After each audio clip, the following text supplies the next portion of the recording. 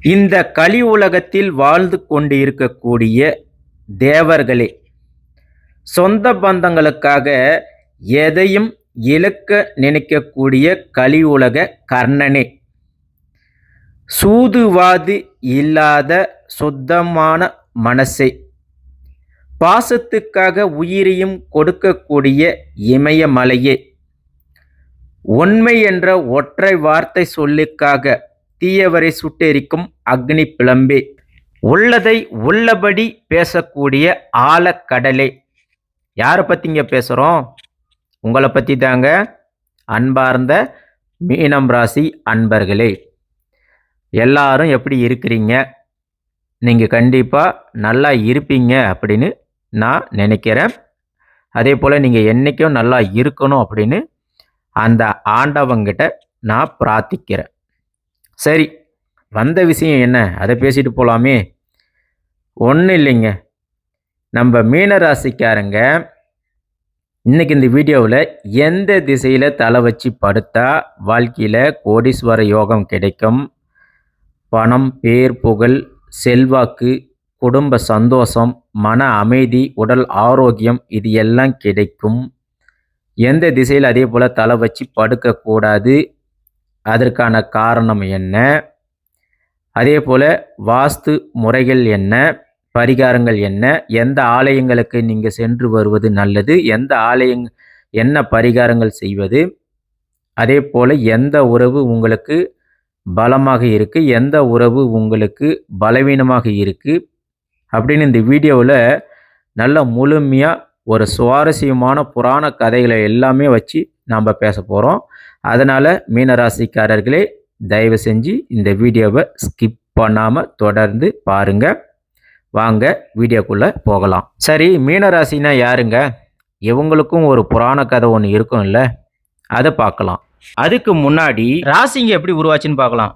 ஒரு காலகட்டத்தில், அதாவது அந்த காலகட்டத்தில் இந்த ராசிகளை வச்சு தான் மனிதர்களுடைய குணாதிசயங்களையும் வாழ்வியில் அவங்க போகக்கூடிய பாதைகளுக்கு வழிகாட்டியாகவும் உருவாக்கப்பட்டது தாங்க இந்த ராசிகள். அப்படி இருக்கும்போது இந்த மீன ராசி எப்படிங்க உருவாச்சு அப்படின்னு பார்த்தீங்கன்னா, அதாவது பழைய புராண கதையில் கங்கை கரையோரத்தில் சத்தியவர்தர் முனிவர் தியானம் செஞ்சுட்டு இருந்தாருங்க. அப்போ ஒரு சின்ன மீன் என்ன பண்ணிச்சு, தண்ணியிலிருந்து துடிச்சு அவர் கையில் விழுந்துச்சுங்க. அந்த மீன் அந்த முனிவரை பார்த்து என்ன கேட்டுச்சுன்னா, என்னை எப்படியாவது காப்பாத்துங்க அப்படின்னு கேட்டுச்சு. அப்போ அந்த முனிவர் சிரிச்சுக்கிட்டே என்ன செஞ்சாருன்னா, ஒரு குடைவில போட்டு பாதுகாப்பாக வச்சாருங்க. அந்த மீன் நாளடைவில் வளர்ந்து, அதாவது முதல்ல குடைவில போட்டார், அதுக்கப்புறம் பார்த்தீங்கன்னா வளர்ந்து வந்ததுமே குளத்தில் போட்டார், பிறகு நதியில் போட்டார், கடைசியாக கடலில் போடுற அளவுக்கு மிக பெரிய அளவில் அந்த மீன் வளர்ந்து வந்துருச்சுங்க. அப்போ வளர்ந்து வந்தது இல்லாமல் அந்த மீன் மேலே வந்ததுமே வானத்தில் ஒரு ஒளிவட்டம் பெருசாக தெரிஞ்சிச்சுங்க. அதாவது அப்போ அந்த முனிவர் வானத்தை பார்க்கும்போது விஷ்ணு பகவான் அவதரித்து முன்னாடி நிற்கிறாருங்க. அப்போ அந்த முனிவரை பார்த்து விஷ்ணு பகவான் என்ன சொன்னார்னா, இந்த உலகம் அழிய போகுது, மிகப்பெரிய வெள்ளம், அதாவது பூகம்பம் ஏற்பட போகுது, அதனால தான் நான் இந்த மீன் அவதாரம் எடுத்து வந்திருக்கிறேன். நீங்கள் முனிவர் என்ன செய்யறீங்கன்னா, ஒரு பெரிய படகு ஒன்று ரெடி பண்ணி அதில் நல்ல மனிதர்கள், விலங்குகள், இயற்கையான விதைகள், தாவரங்கள், இது எல்லாம் நீங்கள் காப்பாற்றணும், அதனால் இது எல்லாம் நீங்கள் அந்த படகுல சேர்த்தி வையுங்க அப்படின்னு சொல்லி மறைஞ்சிட்டார். அதுக்கப்புறமா வானம் ரொம்பவே கருமையாக இருந்துச்சு, இடி முழங்குது, அதாவது பெரிய பெரிய இடி இடிக்குது, மேகம் வெள்ளமாக பொழியுது, பூமி முழுசாக நீரில் மூழ்குதுங்க. அந்த நேரத்தில் சத்தியவரத முனிவர் தயாரித்த அந்த படகு அந்த அலைகளை அடித்து போகுதுங்க. அந்த நேரத்தில் விஷ்ணு பரமாத்மா மீன் அவதாரம், அதாவது மஸ்திய அவதாரம் சமுத்திரத்தில் தோன்றாருங்க. அப்போ சத்தியவரதர் முனிவர் என்ன சொல்கிறாருன்னா, பக்தியுடன், கடவுளே நீ தான் நம்மள எல்லாத்தையும் காப்பாற்றணும் அப்படின்னு வேண்டுறாரு. அந்த ஒரு நொடியில விஷ்ணு பகவான் மீன் வடிவத்தில் வந்து அச்சப்படாதீங்க, நான் இருக்கிறேன் அப்படின்னு சொல்லி விஷ்ணு பகவானுடைய ஆதிசேஷன் பாம்பு இருக்கு இல்லையா, அந்த பாம்பை நீங்கள் இழுத்து என்னுடைய உடம்புல கட்டுங்க அப்படின்னு சொல்லி முனிவர்கிட்ட கேட்குறாரு. அதே போல் முனிவரும் கட்டுறாரு. அந்த படகை அந்த நீரில் இருந்து பரலோகத்துக்கு பாதுகாப்பாக கூட்டிட்டு போறாருங்க. பாதுகாப்பாகவும் காப்பாத்திடுறாரு. அப்ப அந்த பிரளயம் குறைஞ்சதுக்கு அப்புறமா மறுபடியும் பூமியில அந்த உயிர்களை மறுபடியும் இந்த பூமியில விட்டு வாழ வைக்கிறாரு. அப்ப தேவர்கள் அனைவருமே பக்தியோட விஷ்ணு பரமாத்மாவை பார்த்து வணங்குறாங்க.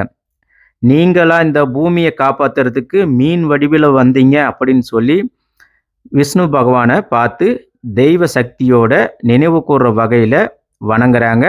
அதுக்கப்புறமா பிரம்மா, விஷ்ணு, சிவன், தேவர்கள் இவங்க எல்லாரும் இதை பாராட்டும் வகையில ராசி மண்டலம், அதாவது வானத்தில ஜோதிட சாஸ்திரப்படி ராசி மண்டலத்தில மீனம் அப்படின்னு பதிக்கிறாங்க.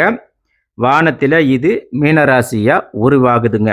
இதுதான் மீனராசி உருவானதுக்கான புராண கதை. அதாவது மீன் அப்படின்னு எடுத்துக்கிட்டா பாதுகாப்பு, கருணை, ஆன்மீகம், உலகத்தில் எப்பேற்பட்ட உயிர்களாக இருந்தாலும் அதை காப்பாற்றக்கூடிய சக்தி, பாசம், தெய்வீக பிணைப்பு, இது எல்லாம் சேர்ந்தது தாங்க மீனம் ராசி. காலபுருஷ தத்துவத்தில் 12வது ராசியாகவும் கடைசி ராசியாகவும் நீர் தத்துவத்தை அடிப்படையாக கொண்ட மீனம் ராசி அன்பர்களே.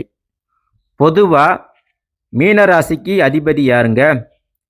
குரு பகவான். அதாவது தேவர்களுக்கெல்லாம் குரு, நவ கிரகங்கள்ல முதல்வன் பிரகஸ்பதி அப்படின்னு அழைக்கப்படக்கூடியவர். அதாவது தேவர்களுக்கு குருவாகவும் நவ கிரகங்களில் ஒருவராகவும் இருக்கக்கூடியவர். ஆக்சுவலாக குரு பகவான் யாருக்கு பிறந்தார் அப்படின்னு பார்த்தீங்கன்னா அங்கிர முனிவருக்கும் தாராவுக்கும் பிறந்தவர் தாங்க இந்த குரு பகவான். குரு அப்படின்னாவே ஞானத்தின் கடவுள் அப்படின்னு சொல்லுவாங்க. அதாவது கல்வி, அறிவு, படிப்பு, செல்வம், குழந்தை, குடும்ப சந்தோஷம், உண்மை, நியாயம், தர்மம், இது எல்லாம் சேர்ந்தது தாங்க குரு பகவான். அப்போ ஒரு ராசியில் குரு பகவான் இருக்கிறார்னா அவங்க மற்றவங்களுக்கு முன்னோடியாக இருப்பாங்க, முன்னோடியாக திகழ்வாங்க. அதாவது குருனா ஆசிரியர், மற்றவங்களுக்கு சொல்லி கொடுக்கறதுல முன் உதாரணமாக இருக்கக்கூடியவங்க. அப்படி குரு பகவானே அதிபதியாக இருக்கக்கூடிய மீனம் ராசி, இவங்களுடைய பலம் என்னங்க, பலவீனம் என்னங்க, அதை பற்றி பார்க்கலாம். மீன ராசிக்காரங்க உங்களை பொறுத்த வரைக்கும் முதல்ல விஷயம் என்ன அப்படின்னு பார்த்தீங்கன்னா கனிவு, பரிவு, அதாவது பாசம் காமிக்கிறதுலையும் சரி, ஒருத்தருக்கு ஐயோ அப்படின்னு நினைக்கிறதுல 12 ராசியில் நீங்கள் தான் முதல் ராசிங்க பாசம் காமிக்கிறதுல. மீன ராசிக்காரங்களை பொறுத்த வரைக்கும் மனசு ரொம்ப சாஃப்டானவங்க. மற்றவங்க கஷ்டப்படுறத பார்த்தாங்கன்னா உடனே அவங்களுக்கு உதவி செய்யணும் அப்படின்னு நினைக்கக்கூடியவங்க, உதவி செய்யக்கூடியவங்க. உதாரணமாக சொன்னப்போனால் மீனராசிக்காரங்களுடைய நண்பனோ உறவுக்காரோ யாராவது ஒருத்தர் ரொம்ப கஷ்டத்தில் இருக்கிறாங்க, கடனில் சிக்கிட்டு இருக்கிறான்னா மீனராசிக்காரங்க அவங்க கிட்ட இருக்கு இல்லை ஏதாவது ஒன்று செஞ்சு அவங்களுக்கு உதவி செய்யணும் அப்படின்னு உதவி செய்யக்கூடியவங்க. இதில் மீனராசிக்காரங்க நல்லவங்க. அதே போல் ஆன்மீக உணர்ச்சி உடையவங்க. இவங்களை பொறுத்த வரைக்கும் பக்தி, தர்மம், இதையெல்லாம் பார்த்தீங்கன்னா இதுக்கு மேலே அதிகமாக ஈர்ப்பு இருக்கக்கூடியவங்க. ஆன்மீகத்து மேலே ரொம்ப ஈர்ப்பு உடையவங்க. அதிகமாக இவங்க கோயிலுக்கு சும்மாவே போவாங்க, பிரார்த்தனை பண்ணுவாங்க, மனசு அமைதி அடையணும் அப்படின்னு சொல்லி அடிக்கடிக்கு ஆன்மீகத்தில் ஈடுபடக்கூடியவங்களும் மீனராசிக்காரங்க தான். அடுத்ததாக பார்த்தீங்கன்னா இவங்க கிட்ட நல்ல பழக்க வழக்கம் இருக்கும். அதாவது பார்த்தீங்கன்னா கலை உணர்வு அதிகமாக இருக்கும். இந்த மீனராசிக்காரங்களை பொறுத்த வரைக்கும் நேச்சுரலாகவே ரொம்பவே டேலண்டானவங்க. டிராயிங் வரைகிறது, நடிக்கிறது, மியூசிக் டைரக்டர் ஆகிறது, இந்த கலைத்துறை இருக்கு இல்லைங்களா, இயல்பாகவே இந்த கலை சார்ந்த விஷயங்களில் அதிகமாக ஈடுபடக்கூடியவங்க இந்த மீனராசிக்காரங்க. உதாரணமாக சொல்ல போனால் சாதாரண ஒரு வேலைக்காரனாக இருந்தாலும் சரி, இந்த மீனராசிக்காரங்க இரவு நேரத்தில் ஏதாவது ஒரு மியூசிக் கேட்டுக்கிட்டு அமைதியாக தூங்குவாங்க.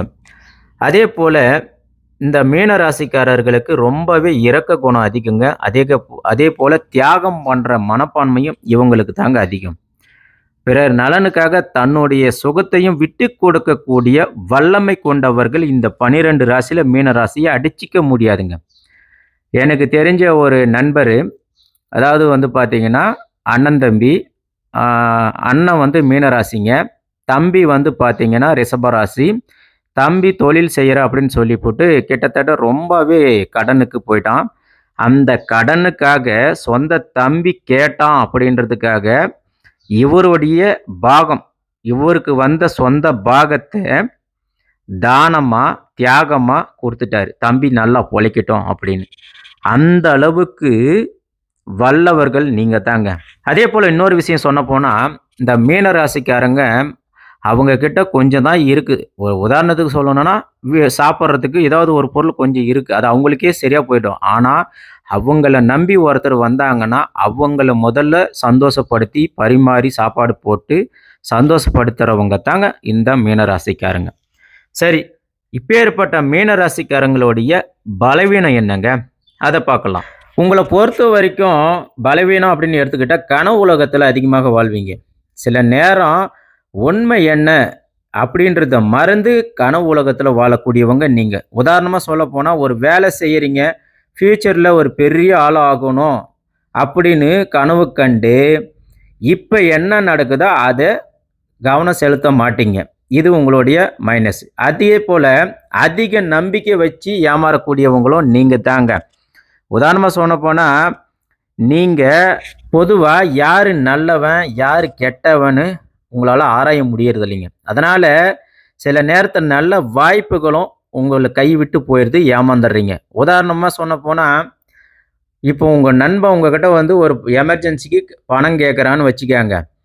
நாளைக்கே தந்துடுறோம்பா அப்படின்னு. ஆனால் நீங்கள் நம்பிக்கையாக கொடுத்துருவீங்க. நாளைக்கு உங்கள் கையில் காசு இல்லை, ஆனால் எதிர்பார்ப்பீங்க உங்ககிட்ட அவன் காசு கொடுக்க மாட்டான். ஸோ அந்த மாதிரி சில விஷயத்தில் நீங்கள் அதிக நம்பிக்கை வச்சு ஏமாறக்கூடியவங்க. அடுத்ததாக பார்த்தீங்கன்னா, மன அழுத்தத்திலேயே இருக்கக்கூடியவங்க. அதே போல் ஒரு குழப்பத்தில் இருப்பீங்க. ஒரு சரியான டெசிஷன் எடுக்க மாட்டீங்க. அதாவது ஒரு உதாரணமாக ஒரு பொருளை வாங்குறீங்கன்னு வச்சுக்கோங்க. இது வாங்கிறது நம்மளுக்கு நல்லதா இல்லை கெட்டதா அப்படின்னு ஒரு முடிவு எடுக்கிறது ரொம்பவே தாமதப்படுத்துவீங்க. இதனால் பல குழப்பங்களும் உங்களுக்கு உண்டாகும். அடுத்ததாக ரொம்பவே இலகின மனசுக்காரங்க நீங்கள் தாங்க. இந்த 12 ராசிகளில் ரொம்ப ரொம்ப இலகின மனசுக்காரங்க நீங்கள் தான். சில நேரத்தில் கஷ்டப்பட்டு ஒரு வேலைக்கு போகணும், இல்லை ஒரு தொழில் செய்யணும் அப்படின்னு நினைப்பீங்க. அதில் தோல்வி அடைஞ்சிட்டாலும் இனிமே சரி வெற்றி வராது அப்படின்னு நெகட்டிவாக ஃபீல் பண்ணுவீங்க. உதாரணமாக இப்போ நீங்கள் ஒரு எக்ஸாமுக்கு போய் எழுதுறீங்க, ஒன்ஸ் ஃபெயில் ஆயிட்டீங்க அப்படின்னு வச்சுக்கோங்க. மறுபடியும் நம்ம படிக்கலாம், நம்ம பாஸ் பண்ணலாம் அப்படின்னு நினைக்காம, இல்லை இனிமேலுக்கு என்னால் படிக்க முடியாது அப்படின்னு சொல்லிட்டு போயிடுவீங்க. அந்த அளவுக்கு பலகீனமான மனசு. அதாவது உங்களை பொறுத்த வரைக்கும் மற்றவங்களுக்காக பரிவு கட்டி போய் நீங்கள் உங்கள் வீட்டில் சண்டை சச்சரவுன்னு இருப்பீங்க. அதாவது உங்கள் கணவன் மனைவிக்கிடையே அடிக்கடிக்கு சண்டைகள் வரும். ஏன்னா உங்களுடைய தாராள மனசால் உங்கள் குடும்பத்தை நீங்கள் பார்க்க மாட்டீங்க. மற்றவங்கள பார்த்து உங்கள் குடும்பத்தார் உங்கள் மேலே கோவப்படுவாங்க. இது உண்மைன்னா கமெண்ட் பாக்ஸில் கமெண்ட் பண்ணுங்கள். இப்படி இருக்கக்கூடிய மீனராசிக்காரர்களுக்கு நம்ம வீடியோவில் நீங்கள் எந்த திசையில் தலை வைத்து படுத்தால் கோடீஸ்வர யோகம் உண்டாகும் அப்படின்றத பற்றி இப்போ பார்க்க போகிறோம். பொதுவாக மீனராசிக்காரங்க கிழக்கு திசையை பார்த்து தலை வைத்து படுக்கிறது நல்லதுங்க. ஏன்னா மீனராசிக்கு அதிபதி குரு இருக்கிறதுனால இந்த திசையில், அதாவது கிழக்கு திசை இந்திரனுடைய திசை இல்லையா, அதனால் இவங்களுக்குள்ள ஒரு நல்ல பந்தம் இருக்குங்க. அதனால் மீனராசிக்காரர்கள் இந்த திசையில் தலை வச்சு படுக்கும்போது கல்வி, அறிவு, ஆன்மீகம் இது எல்லாமே ஏற்படுங்க. அதே போல் குழந்தை பாக்கியம் இல்லாத மீனராசிக்காரர்களுக்கு குழந்தை பாக்கியம் உண்டாகுங்க. மனசில் ஒரு அமைதி இருக்கும், நல்ல ஒரு சிந்தனை உண்டாகும். அதே போல் மீனராசிக்காரங்க மாணவ மாணவியாக இருந்தீங்கன்னா நிச்சயமாக நீங்கள் இந்த கிழக்கு திசையில் படுக்கும்போது உங்களுக்கு கான்சன்ட்ரேஷன் அதிகமாகுங்க. அதே போல் மெமரி பவர் நல்லா இன்க்ரீஸ் ஆகும். இந்த திசையை பொறுத்த வரைக்கும் மீனராசிக்காரர்களுக்கு நல்ல வேலை கிடைக்கும், அரசு வேலை கிடைக்கும், சட்ட ரீதியான வேலைகள் கிடைக்க வாய்ப்பு இருக்குது. அரசியல் பலம், அதிகார பலம், அதே போல பேர், புகழ் இது எல்லாமே கிடைக்கும். ஒரு பக்கம் பணவரவு அதிகமாகவே இருக்கும். குடும்பத்தில் சந்தோஷம் நிலைச்சு நிற்கும். கணவன் மனைவி இடையே அந்யோன்யம் அதிகரிக்கும். ஏன்னா கிழக்கு திசை சூரிய பகவானுடைய திசை. அதனால உடல் ஆரோக்கியம் அப்படின்னு எடுத்துக்கிட்டிங்கன்னா நரம்பு சம்பந்தப்பட்ட பிரச்சனைகள் நீங்கும். தூக்கம் இல்லாதவங்களுக்கு நல்ல தூக்கம் வரும். மன அமைதி கிடைக்கும். நல்ல வளம், ஆட்சி, அதிகாரம் இது எல்லாமே உங்களுக்கு 100% கிடைக்குங்க. எனக்கு 100% கிழக்கு திசை உங்களுக்கு நல்லது. அடுத்ததா பார்த்தீங்கன்னா தெற்கு திசை. நீங்க கேட்கலாம், தெற்கு திசை யமனுடைய திசை, இறந்தவங்களை அடக்கம் செய்யக்கூடிய திசை. அந்த திசையில எங்களை படுக்க சொல்றீங்களா அப்படின்னு கேட்பீங்க. ஆனா ஜோதிடப்படியும் சாஸ்திரப்படியும் ராசிக்காரங்க, அதாவது மீனராசி தெற்கு திசையில தலை வச்சு படுக்கலாங்க. இதனால மீனராசியில் இருக்கக்கூடிய வியாபாரம் செய்யக்கூடியவங்க, தொழில் செய்யக்கூடியவங்க, இவங்களுக்கெல்லாம் வந்து பார்த்தீங்கன்னா இந்த திசையில தலை வச்சு படுக்கும்போது தொழிலையும் வியாபாரத்தில் நல்ல முன்னேற்றம் கிடைக்குங்க. அதே போல இந்த திசையில நீங்க இதை தலை வச்சு படுத்தீங்கன்னா நிலம் வாங்குவீங்க, வீடு கட்டுவீங்க, வண்டி வாகனங்கள் வாங்குவீங்க, சொத்து சேர்க்கை அதிகமாக இருக்குங்க. இன்னொரு பக்கம் உடல்ல ஆரோக்கியம் உண்டாகுங்க, நீண்ட ஆயுளோட இருப்பீங்க. எலும்பு சம்பந்தமான விஷயங்கள் உங்களுக்கு உடல் நலம் ஆரோக்கியம் மேம்படுங்க. உடல்ல வலிமை சக்தி உண்டாகுங்க. அதனால மீனராசிக்காரர்கள் தெற்கு திசையில படுக்கணும்னா வியாபாரம், பண்ணை நிலம், சொத்து, வீடு, வெளிநாடு தொடர்பான விஷயங்கள், திருமண யோகம் இது எல்லாமே உங்களுக்கு தெற்கு திசையில தான் கிடைக்குங்க. அதே போல உடம்பு சம்பந்தமா பார்த்தீங்கன்னா நரம்பு வலி இதையெல்லாம் குறையும். நல்ல இரத்த ஓட்டம், மன உறுதி இது எல்லாமே கிடைக்குங்க. அதே போல யமனுடைய திசை அப்படின்றதுனால உங்களுக்குள்ள மனக்கட்டுப்பாடு, நிதி, நிலைத்தன்மை இது எல்லாமே உண்டாகுங்க. அதனால மீனராசிக்காரர்களை பொறுத்த வரைக்கும் தெற்கு திசையிலையும் கிழக்கு திசையிலையும் உங்களுக்கு உகந்த திசைங்க. அடுத்ததாக வந்து பார்த்தீங்கன்னா மேற்கு திசை. இந்த திசையில் மீனராசிக்காரர்கள் எந்த காரணத்தை கொண்டு தலை வச்சு படுக்காதீங்க.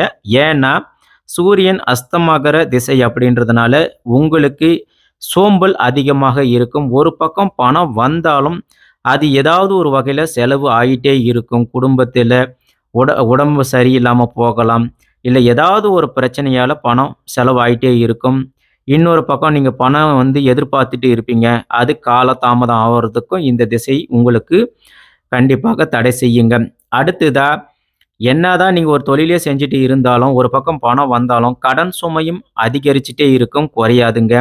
குடும்பத்தில் சின்ன சின்ன சண்டை சச்சரவு வந்துட்டே இருக்கும். மனசில் ஒரு நிம்மதி இல்லாமல் இருக்கும். அதே போல் கணவன் மனைவி சண்டையும் அதிகமாக இருக்கும். கோர்ட்டு கேஸ் வரைக்கும் போகிறதுக்கு கூட வாய்ப்புகள் இருக்குது. உடல் ஆரோக்கியம் அப்படின்னு எடுத்துக்கிட்டிங்கன்னா மீனராசிக்காரர்களுக்கு செரிமான பிரச்சனை ஏற்படுவதற்கு வாய்ப்புகள் இருக்குங்க. வயிற்று பிரச்சனை ஏற்படுவதற்கும் வாய்ப்புகள் இருக்குது.